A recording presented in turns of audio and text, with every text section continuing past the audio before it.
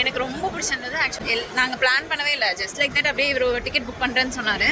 சரி அப்படின்னு very nice movie பற்றி சொல்லி ஆகணும்னா 3 hours போனதே தெரில. Family should watch. நல்லா ஜாலியாக என்ஜாய் பண்ணி பார்த்துட்டு இருந்தேன். உனக்கு எப்படி இருந்தது ராஜ்? சூப்பராக இருந்துச்சு. ஹலோ நம்ம ஃபைட் மூவிஸே பண்ணல. ஃபர்ஸ்ட் டைம் 3 hours ஃபுல்லாக உட்காந்து ஃபைட். ஆமாம், டான்ஸ் எல்லாம் ஆட வச்சுட்டு இருந்தேன். இல்லை தானே